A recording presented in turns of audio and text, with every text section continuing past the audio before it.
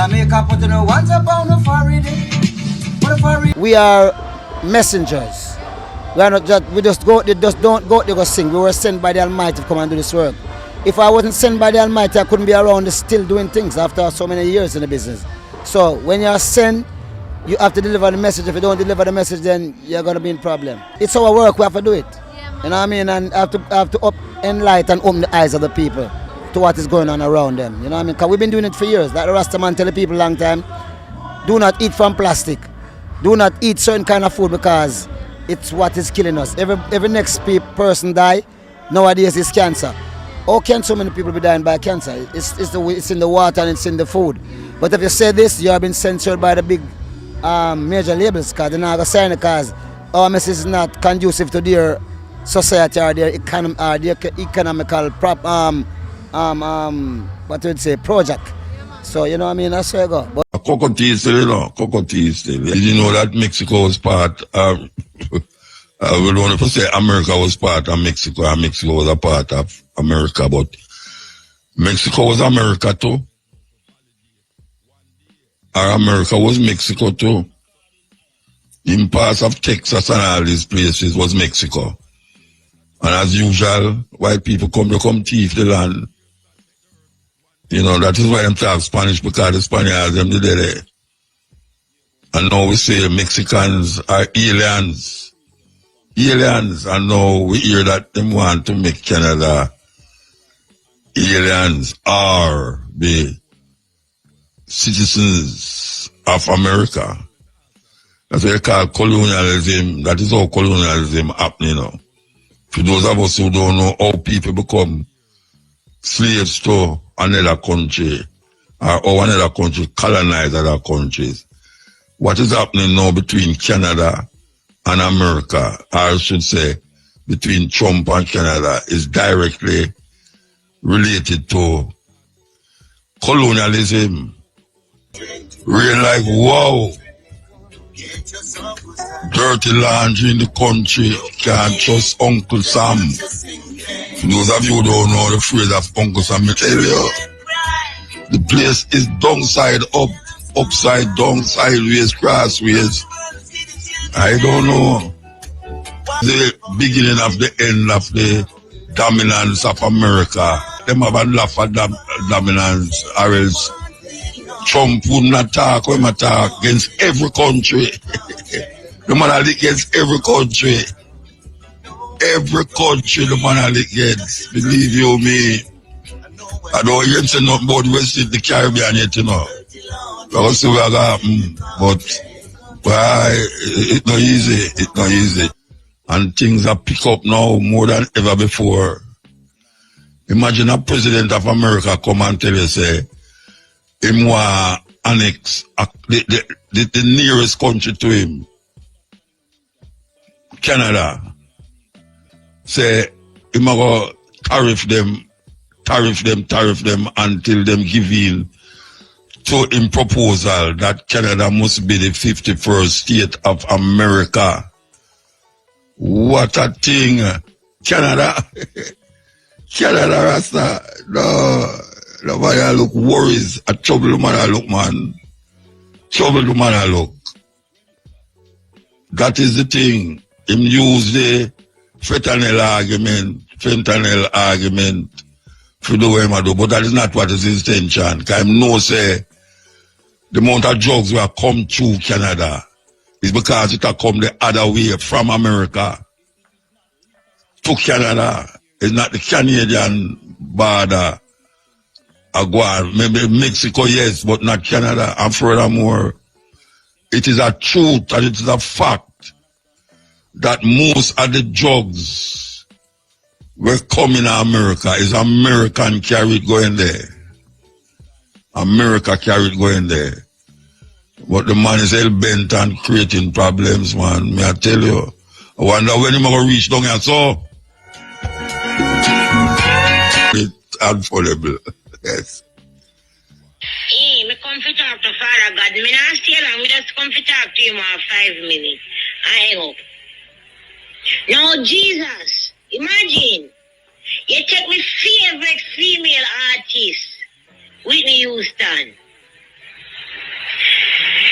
Jesus, you go back again.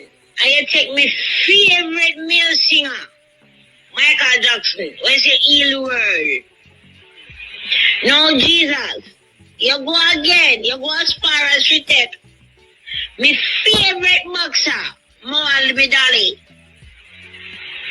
So, God, Donald Trump is one of my favorite presidents. Where I went for.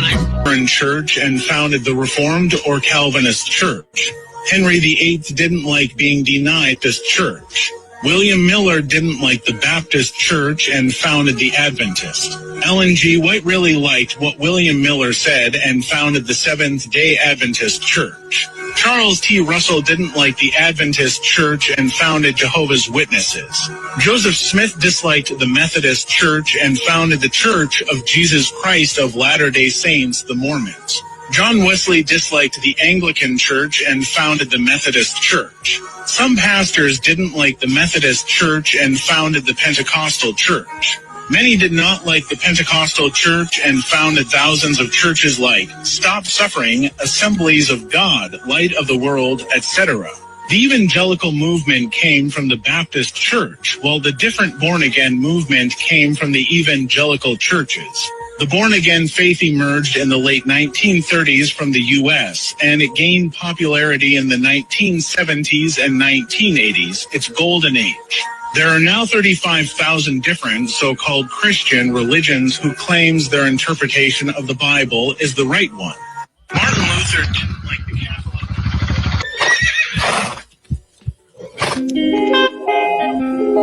Oh, yeah, we just realized it. Yeah, good night. Good night. Sorry about that. No worries. Man, that's something else. Okay, so we want to talk about is that event you're having? Yes, so it's the first time we're doing it. We're doing a Kingston Poetry Week. So it's an entire Kingston week. Poetry Week. Why does Kingston? Why does Kingston? You have to start somewhere, and I mean, why couldn't start from Montego Bay? Boy, become. I not have the guests to go. Me not have the guests to go there and back. But what I'm hoping, you start somewhere, and then people be like, "Yes," and somebody in a link that ask the same question when you ask, and them going to them own poetry week. Me like I want them already. You don't start talking. I'm like, oh, you talk. Trust me. Yeah, man. All right. So how you come up with this now? How you come up with it? Well, I actually started it last year unofficially. So I kept on seeing all of these different organizations putting on all of their little activities in silos.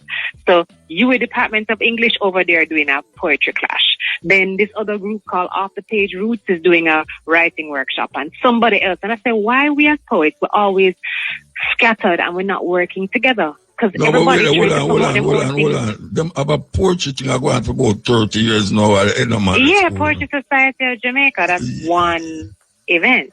But it's one event with a whole heap of different poets.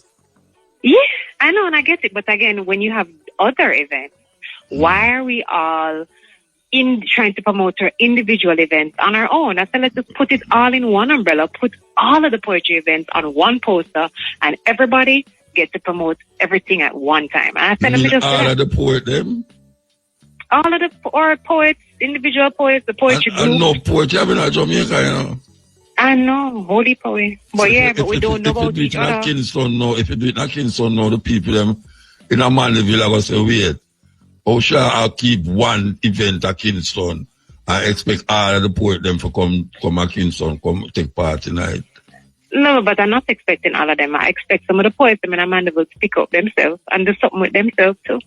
And actually, it's funny that you say Mandeville because the co-founder of my organization lives in Mandeville right now, and him drive a town all the time.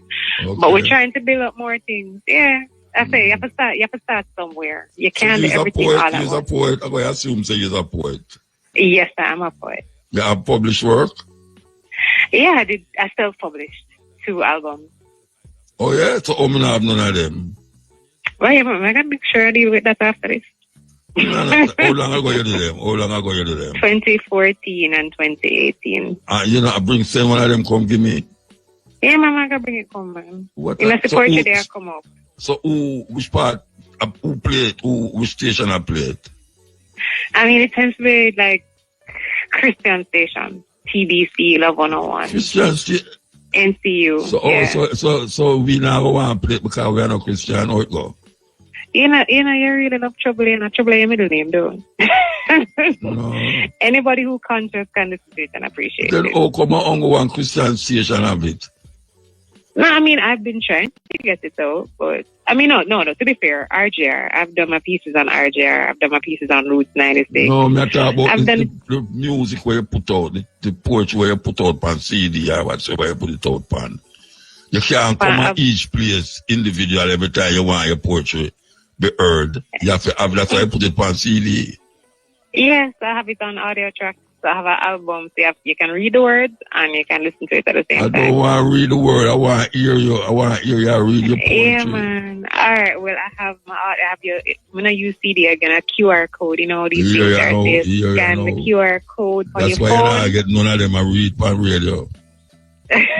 Nobody don't use QR code. I don't think that nobody don't use this kind of technology. All right. So we could go back to your poetry then now. Yeah. You have been publishing poetry and then you get so enthusiastic about it, you feel say you should have help other poets to come together to have a bar.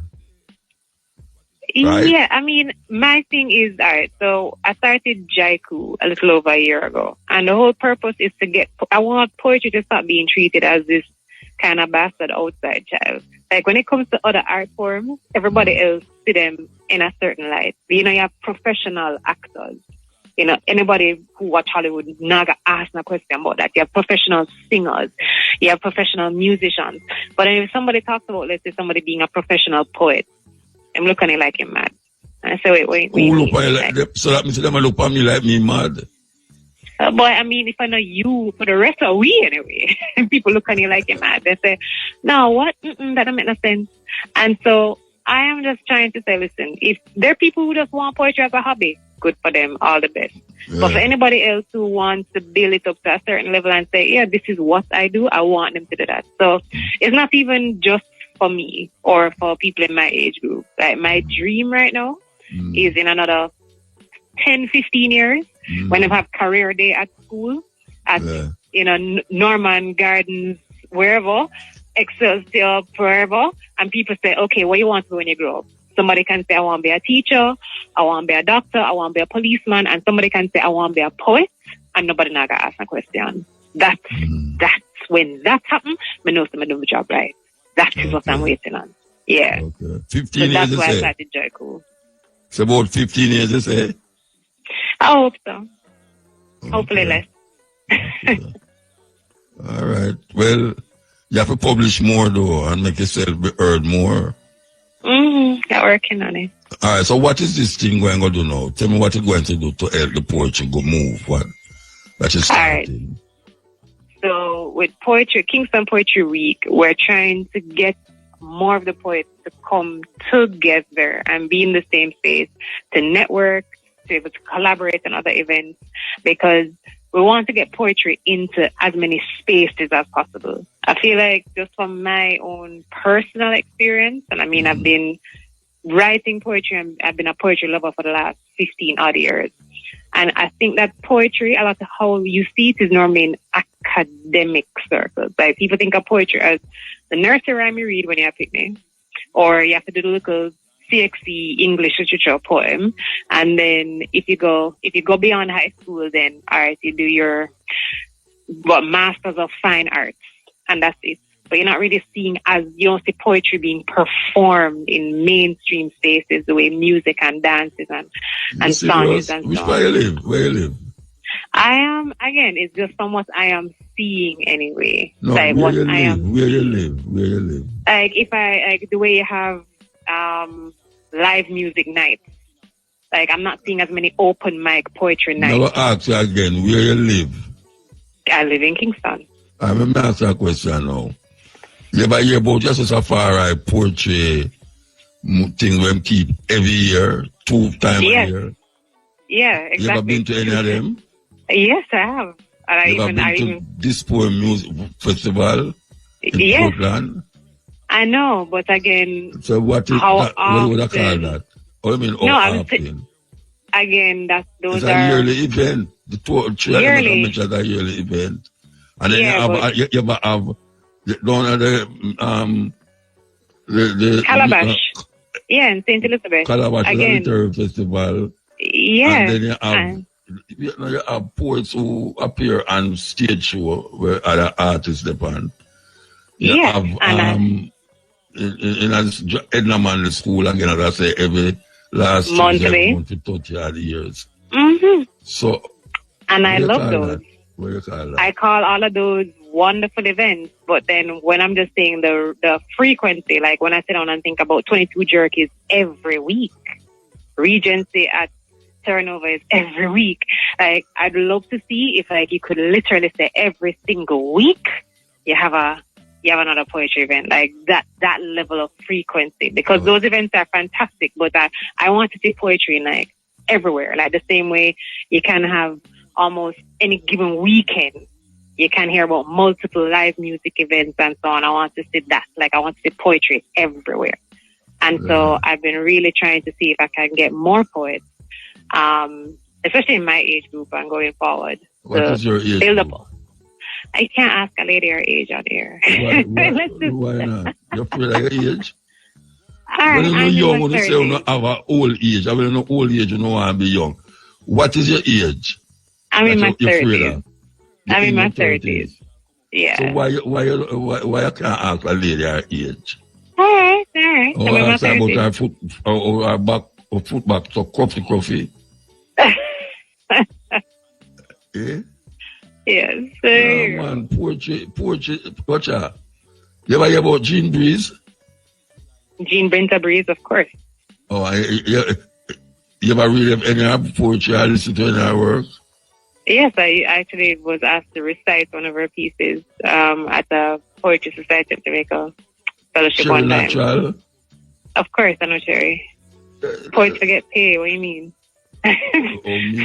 Poetry forget pay, yes.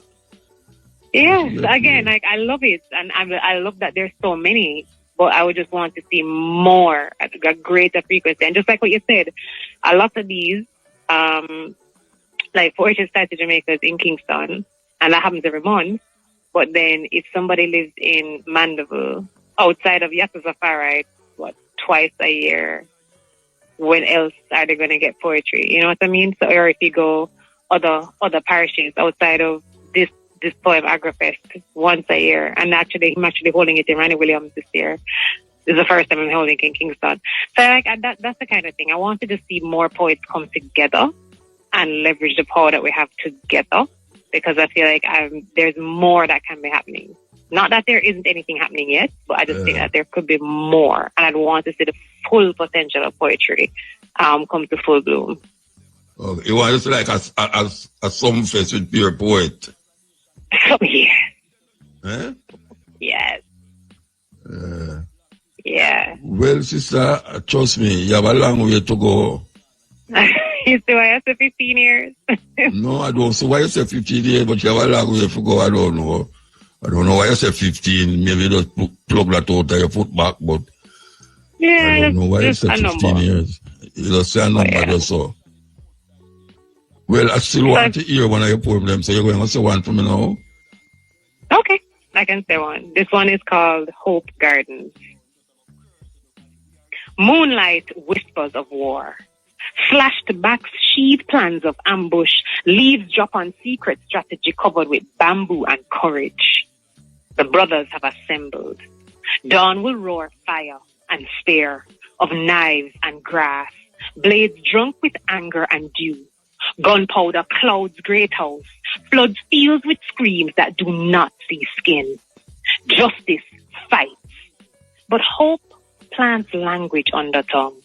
Adope, Nyame, Obia, Dokono, Juka, Mbakra. Hope carves name into memory. Hope harvests beauty from cane row, bantu nuts, dreadlocks. Hope sews calico over curved hips and anoints curls and coils with castor oil. Massa can see torches burn, but him can't see roots grow. Can't see river water flow from belly bottom. Can't see mountains kiss sky till them turn blue. Bloom, jablum. Steam escape coffee estate faster than Corky run left him shut. Massa hear chain clank, but him can't hear record break. Can I hear how we turn metal to medal? How we change auction block to Olympic stock? When necks hang low with shackles but rise with ribbon and gold. Massa make whip fling but lip sting. Sting. Sunfest. Sunsplash. Lyrics stretch history over tenterhooks. Taught tender books from wombs awakened from silence. Massa make red blood flow from brown skin into brown dirt, but red dirt creates wealth that does not summon bones. Factory to foil, seed to soil, trees that stand taller than man the way time longer than rope. Hope marinate, cultivate, pollinate, irrigate, hope gardens. And hope sings one last Sankey that calls all of us home. Thank you for writing a poem about me. Okay, I could. We'll see. I name Hope. My name is Hope. That's why my father named them. Give me that name, the Hope. So that's why I said thank you for writing a poem about me, because I hear Hope come up in it all. All right, we'll see it there. All right, look here. You're not going on Calabash. You're not going to be on Calabash. I hope I can make it on the open mic. Only on the open mic? Yeah, hopefully. So you should talk. You know who keep the festival? Yeah, I know who. But I mean, the open mic, you have to join the line and make sure so you catch it there early. No, man. I'm not talking about open mic. I'm not talking about other featured poets. Well, I would love that, sir. All right. So you know Justin Enzel? I know the name. All right. Well, go search which part her phone number there and talk to her and tell her, say, Mutabaruka asks her, thinks say you're a good poet. Based off of what you just read a while ago. And you should have tried even get a 5-minute on it or a 3-minute. You going to do that? Yes, I will. I'll try to get her number. If you have her number, that'll make it a bit easier. Call me name. Call me name. I'll call your name. Okay. Yeah. I'll call your name. Yes. All right. Muta is typically recommending Casey Garvey. I'm going to say it exactly like that. Well, yes, you tell me you rehearsed where I was already. Yeah, man. And I'm up out from early, you know. Right. You know, I can't just run in and things. Me like the spirit. Trust me. Yeah. All right. So, yeah, man, do that and make here we go on. And if not, you get open mic. Open mic is just as good as the featured poet. Because, you know, the same people that listen the open mic and listen to the other poet them. All right? Yeah, man, of course. All right. Yeah. Good thanks, yeah? Yeah, man, thank you. Yes. Okay. So, very high-spirited sister. Love that. Have a walk far away to go. I like that poem there. Yeah, it's not the usual straightforward poem. It make you have to sit and listen keenly to what you really getting at. Because it going somewhere, you know, and to reach there. So, yeah, we give thanks for that. Okay, so before we go bring on the sister who was going to play this. Observed annually as Agriculture Month. Oh, yes. Let's love the farmers, yes. White gold, as the British colonists called it, was the engine of the slave trade that brought millions of Africans to the Americas, beginning in the early 16th century. The history of every nation in the Caribbean, including Jamaica, has been impacted in one way or another by this crop. The Spanish were the first to import natives from Africa to be enslaved in the New World. Unable to find gold and other precious metals in Jamaica, the Spanish saw little use for the island and hardly resisted the invasion of British soldiers in 1655. Noting sugarcane's potential as income for the new settlements in the Americas, Europeans were already hooked on sugar coming from the eastern colonies. Spanish colonizers snipped seeds from the Columbus fields in Dominican Republic and planted them throughout their newly captured Caribbean colonies. By the mid-16th century, the Portuguese had brought some to Brazil, and soon after, the sweet cane made its way to British, Dutch, and French colonies, as well as to Jamaica, Barbados, and Haiti.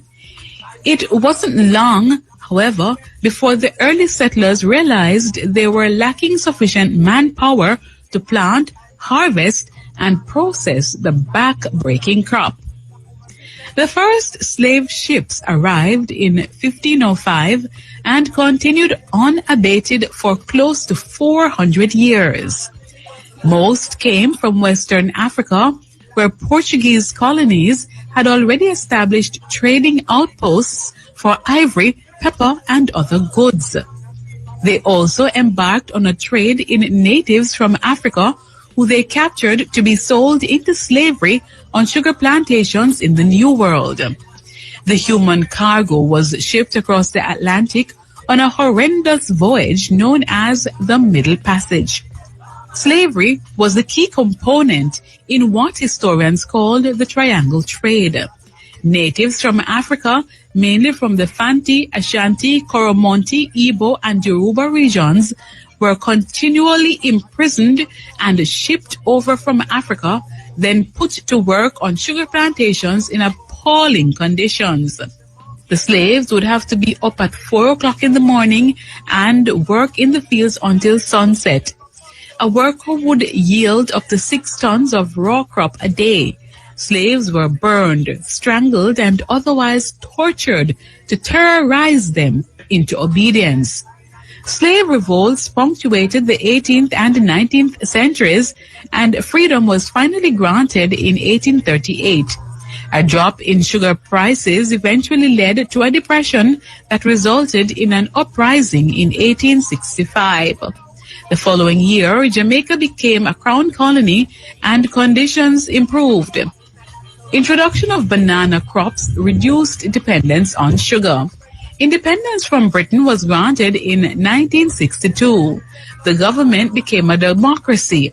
Today, the island's economy relies mostly on agriculture and tourism industries. The sugar industry is the oldest continually operating industry in Jamaica, generating the 3rd largest foreign exchange after tourism and bauxite.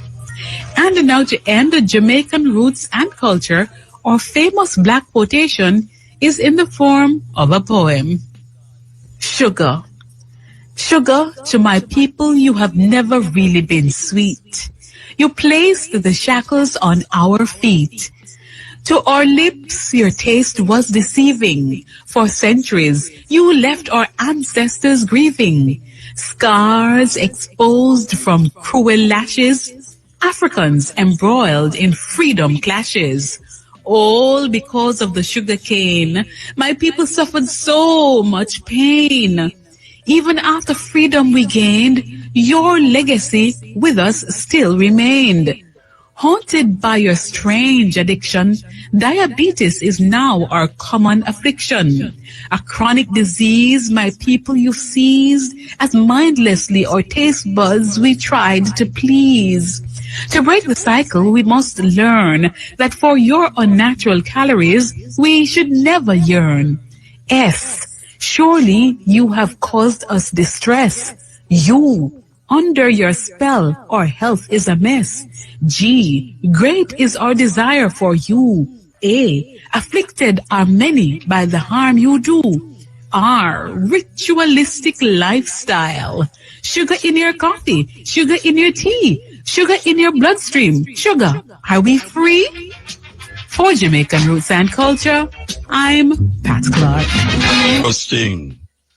So, we're upon a trajectory so now where we're going to really enlighten you with certain things. So, we're going to play this. And discarded. Their journeys are about to diverge with outcomes that impact nothing less than the fate of the planet. But they weren't always this way. To understand where these bottles end up, we must first explore their origins. The heroes of our story were conceived in this oil refinery. The plastic in their bodies was formed by chemically bonding oil and gas molecules together to make monomers. In turn, These monomers were bonded into long polymer chains to make plastic in the form of millions of pellets. Those were melted at manufacturing plants and reformed in molds to create the resilient material that makes up the triplets' bodies. Machines filled the bottles with sweet, bubbly liquid, and they were then wrapped, shipped, bought, opened, consumed, and unceremoniously discarded. And now here they lie, poised at the edge of the unknown. Bottle 1, like hundreds of millions of tons of his plastic brethren, ends up in a landfill. This huge dump expands each day as more trash comes in and continues to take up space. As plastics sit there being compressed amongst layers of other junk, rainwater flows through the waste and absorbs the water-soluble compounds it contains, and some of those are highly toxic. Together, they create a harmful stew called leachate, which can move into groundwater, soil, and streams, poisoning ecosystems and harming wildlife. It can take bottle 1 an agonizing 1,000 years to decompose. Bottle 2's journey is stranger, but unfortunately no happier.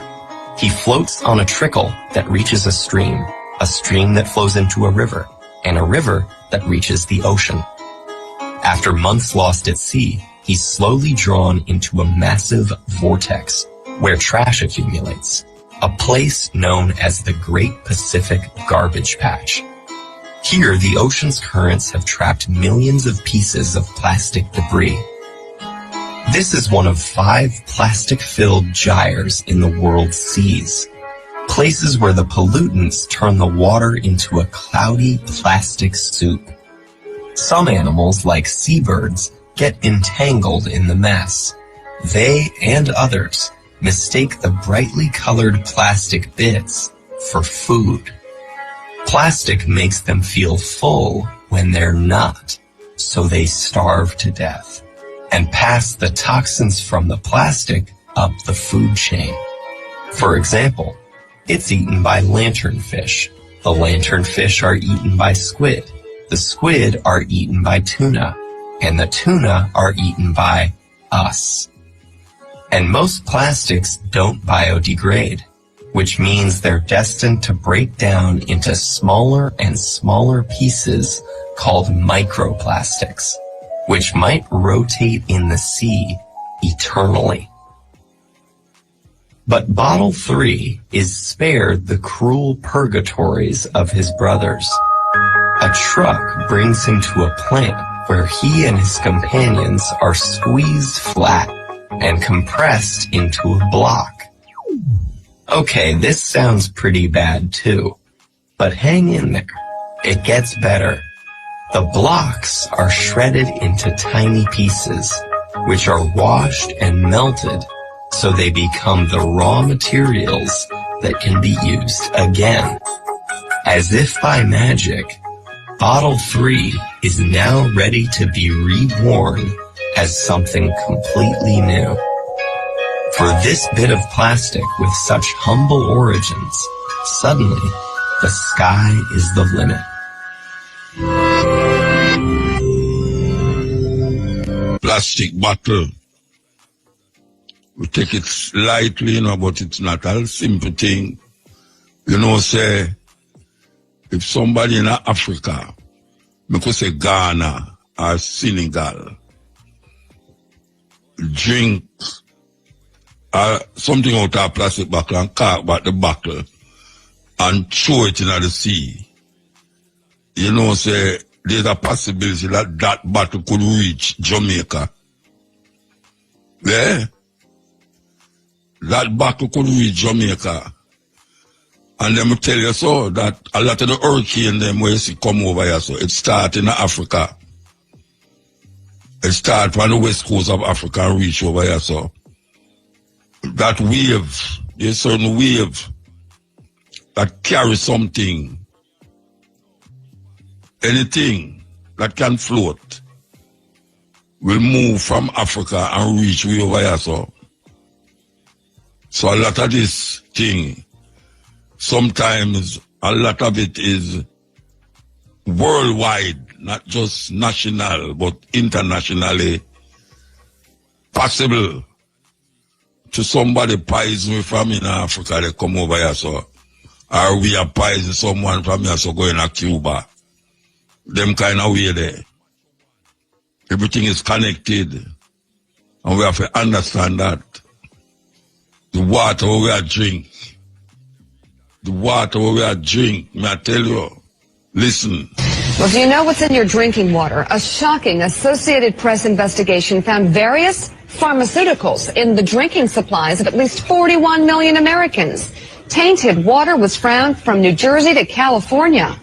NBC's Tom Costello is following the story. Drinking water in Washington, D.C., they found 6 pharmaceuticals in our drinking water here. They include ibuprofen, caffeine, monosin, and about 3 or 4 others. In Philadelphia, they had 56 pharmaceuticals or byproducts. They range everything from epilepsy medication to mental health medicines to pharmaceuticals that really run the gamut. Here's the bottom line from the Associated Press on the study they did. It was, as you mentioned, a 5-month investigation involving the AP investigative team. 50 major cities in 50 states were looked at, and drugs were found in the water of 24 major cities. We're talking 41 million Americans here who drink that water. So what's in the water?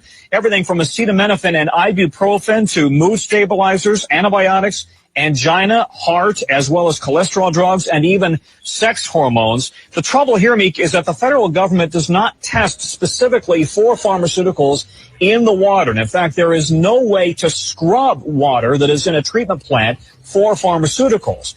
And so now we have a situation where states and cities across the country are just starting to realize that there are the remnants of pharmaceuticals in the drinking water. All of that said, we should emphasize, we're talking here about parts per billion or trillion, really minute traces of pharmaceuticals that are in the water. And you say, well, how did it get there? Well, without getting too graphic, all of us who take medication for one thing or another, we don't absorb all of it. It is excreted. It gets into the sewage system, into the water treatment plants. And then because water treatment plants can't scrub it all out, if any of it, it just kind of dilutes on into the water system. Sometimes it gets into the water table, into wildlife, and then into reservoirs. It goes back into the water treatment site, into the water treatment plants. I wonder if there's going to be, long-term study about effects of this down the road. And, but I guess initially, Tom, the question I'm sure you're asking today is there anything the government can do about this? Yeah, and the EPA says it's concerned about it. But, we don't yet know, and water treatment utility plants say they are convinced that there is no immediate threat to anybody out there. That said, I did a story about 4 years ago in which we found a river in Colorado, and now we know there are many rivers, in which the fish were turning from male to female. And the reason was because there was too much estrogen in the water. The natural female hormone was literally turning male fish into female fish, and the thinking was that this is a canary in a coal mine. So now the question is, what's the impact on humans? Yeah, that's the next one. Tom Costello on this story from Washington. Thank you very much. Yes. Serious thing. Serious thing. Fish mutating from one kind of species to the next. What next? Robots. Them call them AI. Controlling human mind. The thing that hurt me most of all than anything is when I go up on my computer and I do something and the computer say, prove say I am a human. Prove say I'm not a robot. Imagine a robot that asks you, human being, for proof say he's not a robot. And that's where it reach. We take a break and come. Planet. And while we've all had a hand in polluting our own world, there are certain countries that play a bigger part than others. To educate, inform, and maybe terrify our readers, we're pointing fingers at the 10 countries with the highest pollution emission. Number 10, Saudi Arabia. Saudi Arabia makes up a measly 1.3% of the world's overall CO2 emissions. But it's a surprising number, considering the comparatively smaller population of just under 29 million. As with most countries, the burning of fossil fuels adds a great deal of pollution in the form of CO2. But there's more to Saudi Arabia's environmental pollution than that. The country's production of over 50 million tons of cement in 2013, a drastic jump from 26 million tons in 2005, as well as being one of the world's largest petroleum producers, has played a significant part in Saudi Arabia's role in world pollution emissions. Number 9. Indonesia. With a population nearing 250 million people, a heavy intake of electronic waste, and the routine burning of crops for the production of pulp, palm oil, and paper, Indonesia has quite the hand in the world's emission of pollutants. In regards to CO2 pollution alone, Indonesia accounts for 1.4% of total emissions at 510,000 kilotons emitted on an annual average. Things are so bad in Indonesia that it is known for being home of two of the world's most polluted areas, Kalimantan and Citarum River Basin. The persistence and hazard of the polluted haze from the frequent fires has even forced schools to close and infants to be evacuated from Indonesian cities. Number 8. Canada. Everybody loves Canada, right? Well, maybe not Mother Nature, so long as the country continues on its path of environmental destruction. Like Saudi Arabia, Canada's hand in CO2 emissions may seem small at 1.5% of the world's total, but the 550,000 kilotons is an emission per capita of 15.7%, considering the 35 million people it houses. According to Canada's own environmental conscience website, Environment Canada, major factors in the country's pollution output include an increase in localized industry and seemingly harmless things like road salt and chemicals used in dry cleaning clothing. In regards to prevention, Canada's National Pollutant Release Inventory offers a range of resources to avert further damage to the environment. Number 7. South Korea. Producing almost 2% of the world's CO2 emissions, South Korea definitely has environmental issues of its own it needs to square away. A portion of South Korea's overall air pollution does come from China in the form of arsenic-carrying dust, but that's not to say it's innocent. Coal-firing plants in the country are a major cause to the elevated carbon dioxide levels and creation of the lung-damaging ultrafine dust. In Seoul specifically, residents are advised to have protective masks on hand should a desert dust blow in and react with nitrogen and sulfur oxides emitted from power plants to form ultrafine dust. Number 6. Germany. It may be hard to refrain from making a Volkswagen joke about now, but truth be told, Germany's pollution problems stem a bit beyond car manufacturing, though it should be said that elevated diesel pollution has been observed, which has played a role in the country's 3% contribution to the world's pollution problem. One city in particular, Stuttgart, experiences spikes in nitrogen dioxide pollution that brings the annual level to over double what's considered an acceptable threshold. As with much of the rest of the world, Germany's CO2 contribution stems from fossil fuel consumption and waste emission, though the country has been seeing slight drops in CO2 levels, with a 4.3% drop of the country's total pollutants from 2013 to 2014. Number 5. Japan. The air quality in Japan has certainly taken some big hits throughout history, from Hiroshima to Fukushima, but a portion of the country's problem with pollutants comes from its own practices. Though Japan has some of the strictest regulations when it comes to sulfur dioxide and nitrogen emissions, the country houses 70% of the world's waste incinerators. With the incineration of waste, dioxins are emitted into the air, increasing the risks of cancer, heart disease, and diabetes. An additional source that attributes to urban pollution includes Japan's use of nuclear energy, though the emission of greenhouse gases are generally smaller than common practices like coal burning. Despite the use of nuclear energy, Japan still accounts for 4% of the world's CO2 emissions. Number 4. Russia. 5% of the world's CO2 emissions comes from Russia. And when you get down to the nitty-gritty of how the government once viewed pollution, it's a surprise that level isn't much higher. At one time, Russian government officials believed that concern and regulation over pollutants were not worth considering if it meant a slowdown of economic advancement. By the 1990s, approximately 40% of Russian territory felt the effects of this mindset and was under moderately high environmental stress. Russia still faces inefficient energy usage and emission from fossil fuel use, though the Ministry of Fuels and Energy reports that carbon emission can be cut by 25% through upgraded equipment. Number 3. India.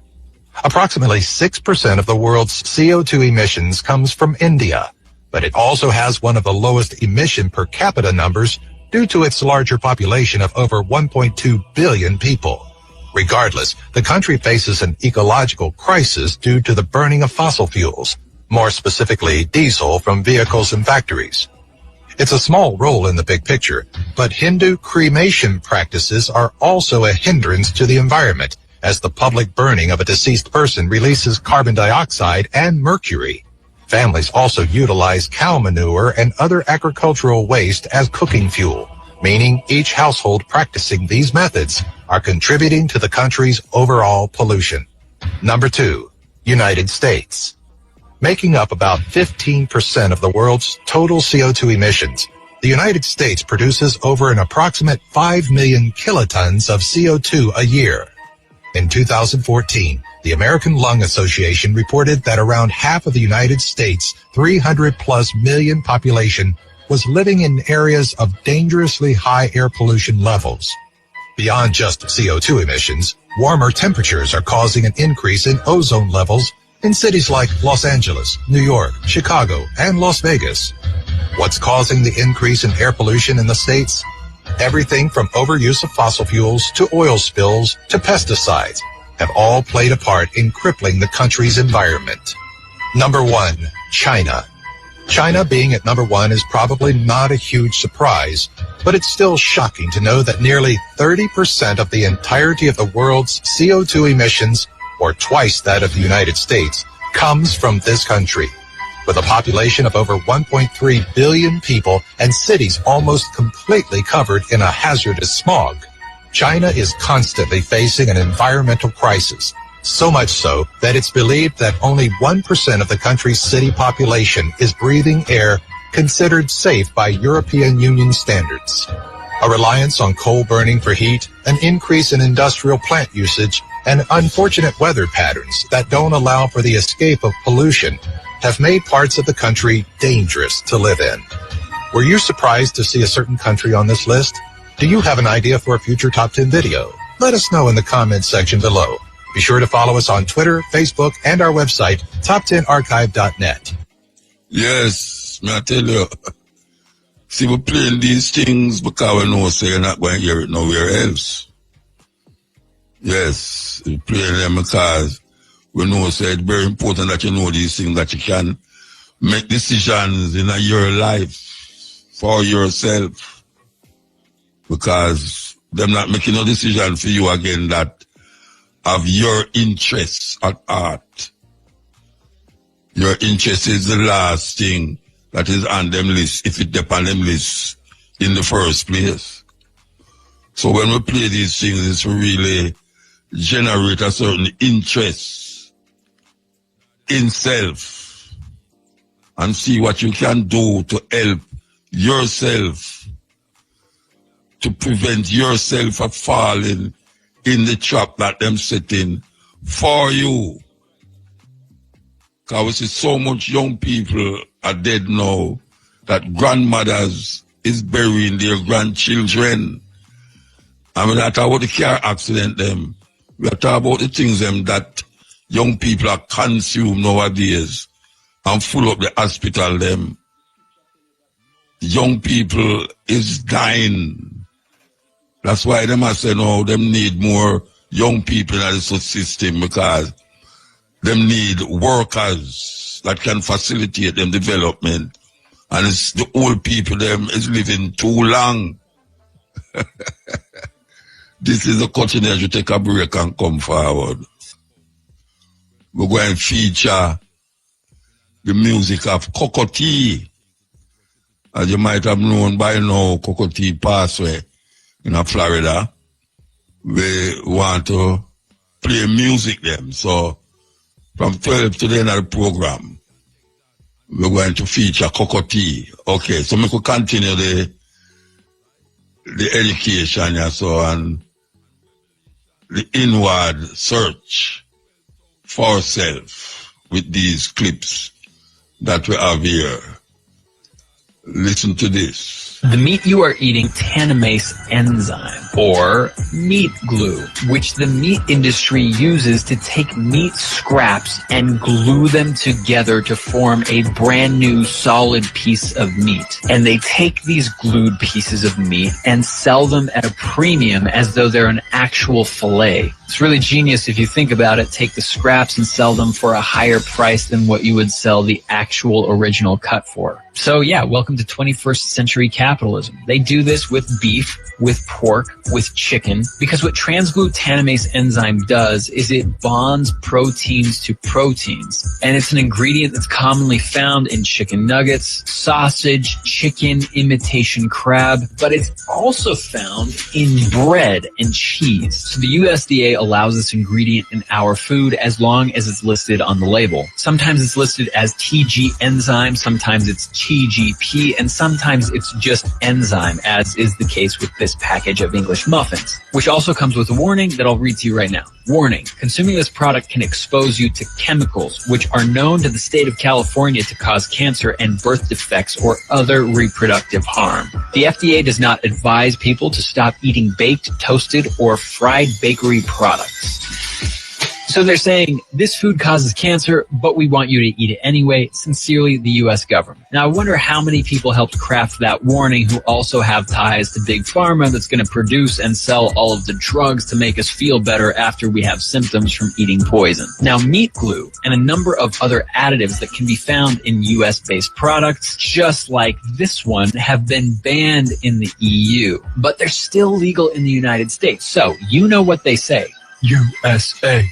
USA, USA. Remember that most of the things that we eat come from the USA. USA.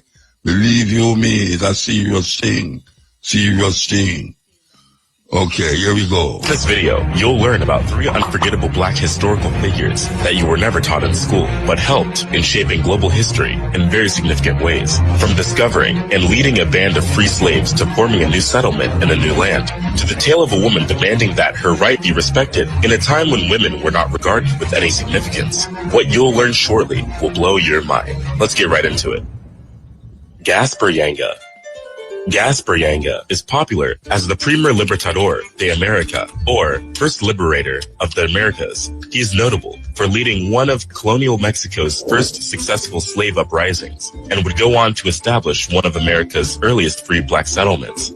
Gaspar, often called Yanga, or Yanga, was born on May 14, 1545. He is said to be one of the grand people from the royal lineage of Gabon, located in today's West Africa, where he was born and raised, before he was captured and sold into slavery in Mexico, and given the name Gaspar Yanga after his capture. Yanga was an enslaved worker in the sugarcane plantations of Veracruz, Mexico. While working under terrible conditions, in 1570, Yanga was able to convince some group of people, and with his group of new followers, revolted against their captors and were able to escape. They fled through the mountainous regions near Cordoba and established a settlement of former slaves called the Palanque. Yanga was able to bring the free slaves to a new settlement and established a community where they were able to live freely without any interference or disturbance from Spanish authorities for more than 40 years.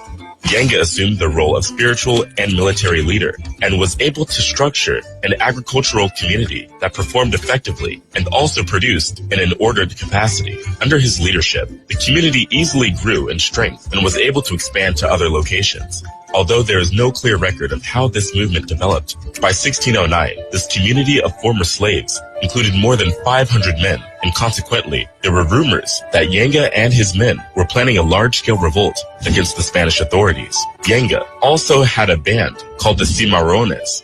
While this group helped to ensure order and calm in the community, Yanga and his band were perceived as being a threat to the colonial system of slavery, as they acted in a daring manner and opposed activities of the royal commerce and authority. Indeed, Yanga and his men grew in power and influence and became a threat to the Spanish government. Warnings increased during the reign of Viceroy Luis de Velasco, and the Viceroy was alerted of a possible black uprising According to the rumors, this uprising would see the runaways murder whites and name a black maroon as king. De Velasco didn't give much attention to these rumors at first, but rather ordered the severe whipping of several enslaved people who had already been imprisoned for other kinds of crimes. After some period, the band was implicated in the disruption and looting of trade goods. Yenga's Maroon not only plundered the haciendas and farms in order to survive, they also attacked the Viceroyalty-era Mexico-Veracruz Road. This was along the Camino Road, also known as the Royal Road, which lies between Veracruz and Mexico City. It was an important road that connected the Gulf's main port with the capital of New Spain. The band was also held responsible for attacking nearby haciendas and kidnapping indigenous women. The continuous attacks became a source of trouble for the authorities. Throughout the colonial period, the roads where these attacks were prominent was the most used transit and communication route in the Americas, and its economic importance was essential for the development of Spain. The attacks got the viceroy upset, and he sent some militias to subdue Yanga and his group. Their community was eventually attacked, and they tried to destroy Yanga and his group. They assumed that destroying the community and its leader would serve as a deterrent to other would-be rebellious slaves, that the Spanish authority over them was absolute. However, the fugitives were able to defend themselves on several occasions. This was because their hiding places were difficult to access, and this allowed the Maroon to easily defend themselves.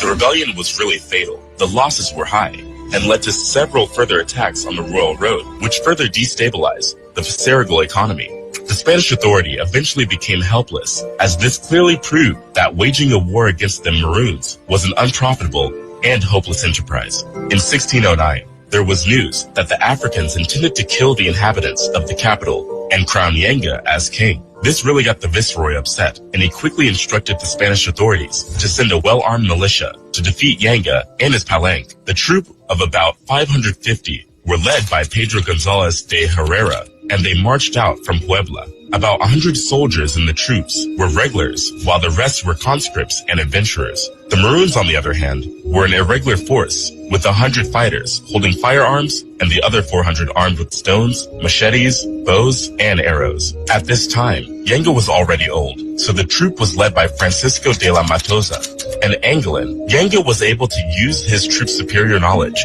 of the terrain to resist the Spaniards. His goal was to cause the Spanish enough pain and draw them in for a negotiation. This strategy worked. As soon as the Spanish team approached, Yanga sent out his terms for peace via a captured Spaniard.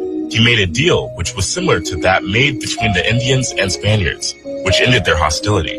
The Indians requested for self-rule and agreed to support the Spaniards if they were never attacked. But the Spanish authorities were not ready to give up just yet. They sent another group to Yanga and his palanque, and they were faced with another strong defense from Yanga and his men. This time, both parties suffered severe casualties. After several other defeats, Yanga offered to make peace, but this time gave the Spaniards 11 conditions. Some of the most important conditions in his term was the recognition of the freedom of all of the palanque's residents prior to 1608, acknowledgement of the settlement as a legal entity which Yanga and his descendants would govern, and the prohibition of any Spanish person in the community. And in turn, Yanga promised to serve and pay tribute to the Spanish crown. This took years of negotiations. Finally, in 1618, the treaty was signed, and the town of San Lorenzo de los Negros was officially recognized by Spanish authorities as a free black settlement. By 1630, the town of San Lorenzo de los Negros de Saralvo was established. The town is located in today's Veracruz province and is now known as Yanga. In 1871, about 50 years after Mexico gained their independence, Yanga was designated as a national hero of Mexico and also named the El Primer Libertador de las Americas. Much of the story of Yanga was collected and published in an anthology in 1870 by Vicente Riva Palacio. He characterized the Maroons of San Lorenzo de los Negros as proud men who would not be defeated.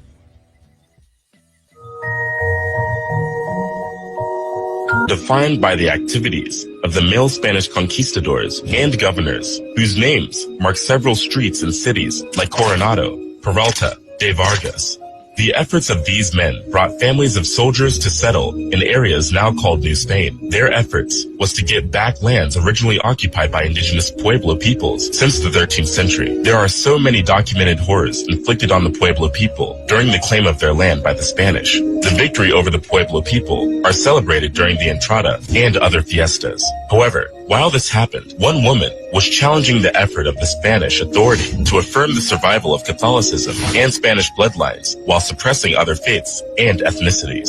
You may have heard of the heroic stories of black women freedom fighters like Harriet Tubman, Rosa Parks, and Mary Ann Shadd. You've been taught the history of black women fighting for freedom. However, you may not know that women have been revolting against oppression as far back as the 16th century with the effort of black women like Isabel de Olvera. Isabel Olvera was one of these women. In fact, she was at the forefront of it. Isabel was a free woman of African descent. She lived in Querétaro, Mexico, and joined a relief expedition, traveling on the Guerra de Reza expedition to Santa Fe. The mission of the expedition was to strengthen the Spanish claim to the colonized province of Santa Fe de Nuevo Mexico. During this period, she will travel as a servant to a Spanish woman.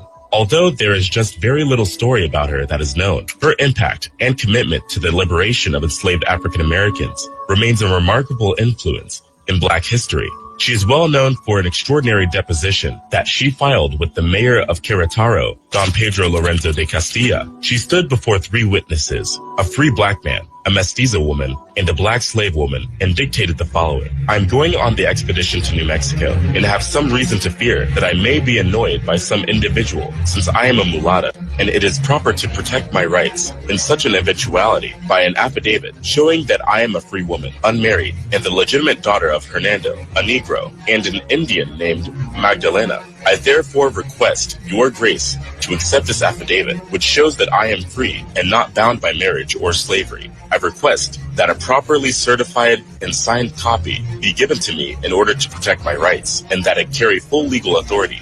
I demand justice. Although there is no clear record that Olvera's deposition may have protected her freedom during such a movement, the document somehow made its way into Spanish colonial archives. The document became a strong symbol of women and showcased Isabel's understanding of personal freedom. Olvera knew that her cherished freedom could be restricted in 2 ways. One was through slavery, and the other way was in marriage. With the cross-cultural and competitive histories of the colonizers of the African American continents, it's quite amazing that the expressed sentiments of a black woman survives until this day. Isabel's affidavit remains a legal document in the historical archives of 2 countries in both Mexico and the United States. It remains the oldest recorded example found of a black woman speaking up for herself. Although her journey started in Mexico, she deemed the document necessary for her travel to New Mexico. She demanded justice and respect for her existence, singleness, freedom, and future. What makes Isabel a more phenomenal woman was how she was able to understand the concept of freedom as a woman in a time when women had very little liberty.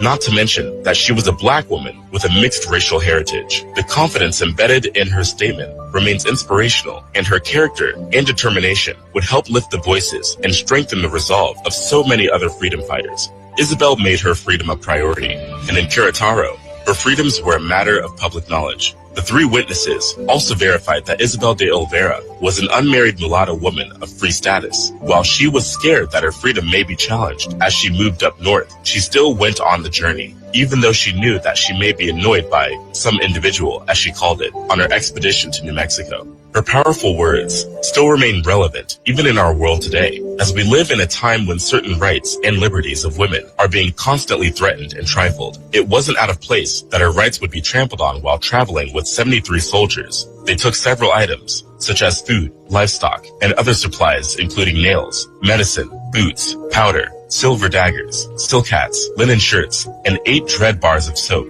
Many scholars suggest that her statement was made to ensure that she was protected from advances from soldiers while they traveled. The stories about what happened to Olvera upon her arrival in New Mexico, her writing provided an understanding of women of that time, as the main records we have of black and mulatto women from this period come from church documentation of marriages, baptisms, and burials, and from court cases regarding witchcraft. Historians suggest that women of color in New Mexico sought power over their precarious situations and often abusive husbands by drawing on the help of local curanderas and medicine women. This resulted in the women being accused of practicing witchcraft. Others, like Isabel, appealed to governing bodies for protection of their status as free women. The significance of de Oliveira's statement is an incredible explication of a black woman's attempt to navigate a patriarchal and Spanish-dominated system that was designed to keep women powerless. Oliveira exemplifies the ongoing intermixing of indigenous American African peoples, the construction of race in colonial North America, and the presence of black women in New Mexico from its earliest written records.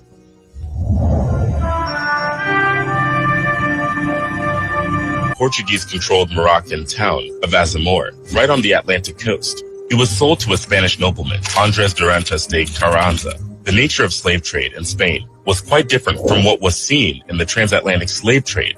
In Spain, the slaves had several paths to freedom. It is not clear whether Azamori was raised as a Muslim in Morocco, but he must have definitely converted to Christianity. This is because the Spanish Empire at the time didn't allow non-Catholics to travel to New Spain, so he must have converted to Catholicism before he was allowed to be a part of the expedition. He was given the Christian name Esteban, which is Spanish for Stephen, after his baptism. Estevanico was part of the Narvaez expedition with some other 300 men.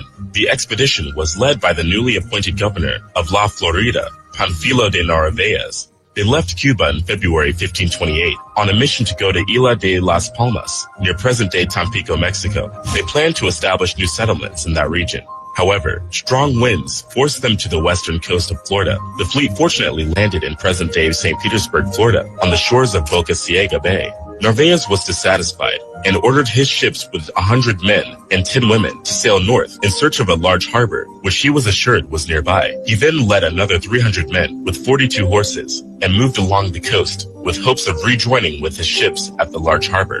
Unfortunately, there was no border north of Boca Ciega Bay, and Narvaez never saw his ships again. The group later marched 300 miles north and got into an armed confrontation with the Native Americans. The survivors built boats to sail westward along the Gulf Coast shoreline with hopes of reaching Pianuco and the Rio de las Palmas. Unfortunately, they faced a storm when they were near Galveston Island, Texas. Just 80 men out of the 300 survived the storm and were washed ashore at Galveston Island. In 1529, Estevanico and 2 other survivors from one boat became enslaved by Coalitican Indians. In 1532, they were reunited with a survivor from another boat, and the 4 survivors spent years as slaves on the Texas Barrier Islands. In 1534, Estevanico and other 3 survivors, Andrés Durantes de Carranza, Alonso del Castillo Maldonado, and Cabeza de Vaca, finally escaped their captivity and traveled west into present-day Texas in southwestern U.S. and northern Mexico.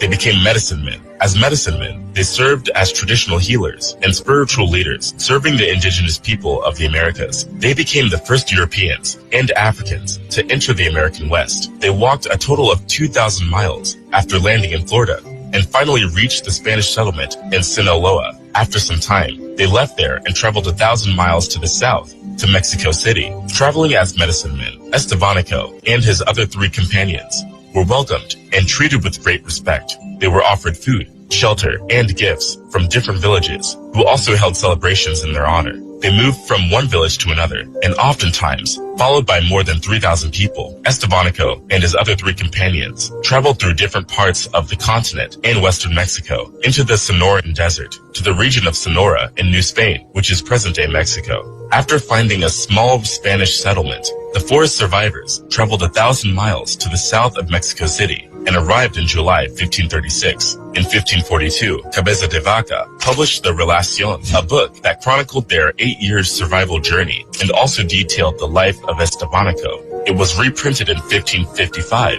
and became the first published book to describe the people, wildlife, flora, and fauna of inland North America, and was also the first to describe the American bison. In the book, Cabeza de Vaca often referred to Estevanico as their leader, as he went ahead of the other 3 survivors.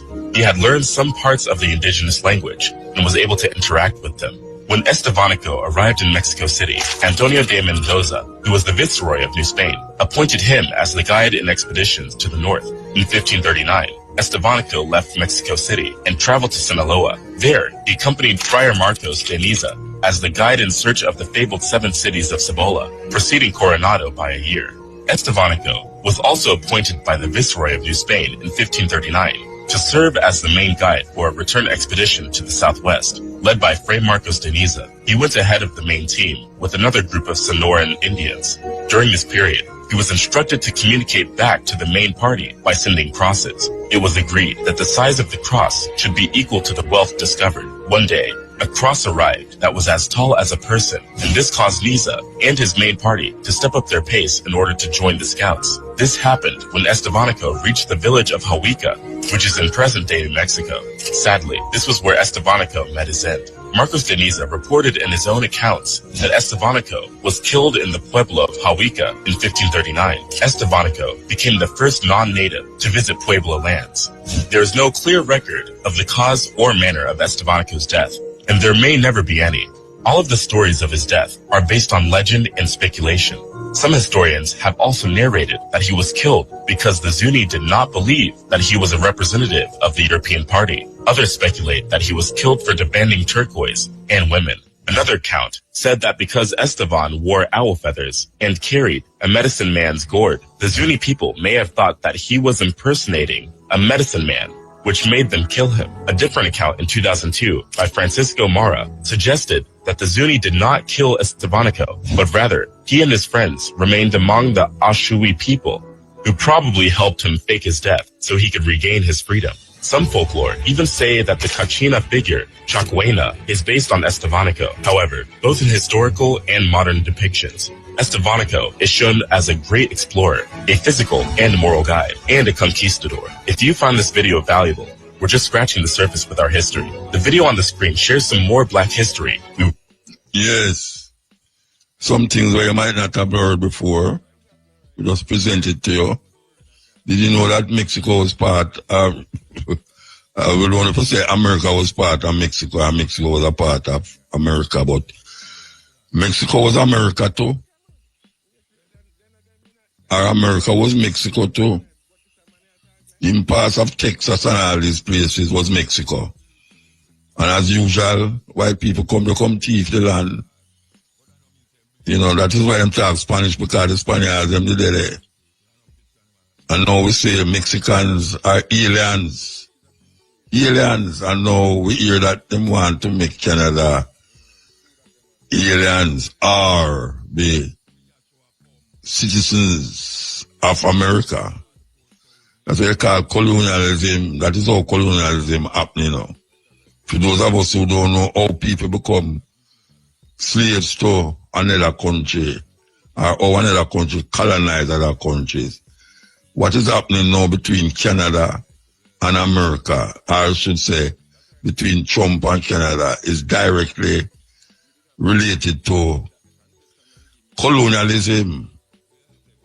Where annex a man country and claims to the borders, the same one move the borders them. That is really where it means to move the borders them. And that is really where really Trump wants to do, to say Canada is really America. Serious thing. And him did it in with Greenland too. Anyway, the time is 12 o'clock right now to pay tribute to a virgin named Calvin Scott. If you hear the name Calvin Scott, you might not know what we're talking about, but the virgin passed away in Florida. We know him as CoCo Tea. Yeah, man. I mean, the virgin have so much hits, pantapa hits, pantapa hits, pantapa hits. So, in our little way, we want to pay tribute to CoCo Tea. We're going to start out with a tune where we write. When I say we write, I mean Mutabaruka. Speaking in the third person, Mutabaruka wrote a poem named Bone Lie. And on that recording, you had Freddie McGregor, you have Dennis Brown, and you have CoCo Tea. So we want to play it. Phone call, but as we have said, we have paid tribute to the great one, CoCo Tea. We want to play a tune that was a big hit in England, and it was done by Home Tea 4, for those of you who know Home Tea, and Shabba Ranks with CoCo Tea. Big hit. May I tell you, The pirate station, them in Jamaica, sorry, the pirate station, them in England, rinse that one, and like, whoa. People station. Shabara. I see him, she that take me to, you know. She that take me to CoCo, yeah. Big tune them, in a them time there. That them tune, yeah, will make these people, these artists be immortal. Yeah, man. Because this can't go away from me, you know. This can't leave you again, you know. It's indelible now. No care what kind of technology come, you know. Them pass it on to the next technology. Remember I said it was record, you know, and cassette, and dot, and CD. See, man, them start print back record again. Them voice here will always be heard anywhere Jamaican music play. It's great thing, man. Great thing. Give thanks to science and technology again. You know one, yeah. Man say, where you get that tune from? Yes. Call him Calvin Scott. Calvin Scott go make a tune about a well-known virgin who they are prisoner now, named Zeeks. Known as CoCo Tea. Here we go. We know nobody else play it. Maybe I'm wrong, but not even a radio station, I don't hear nobody else play it.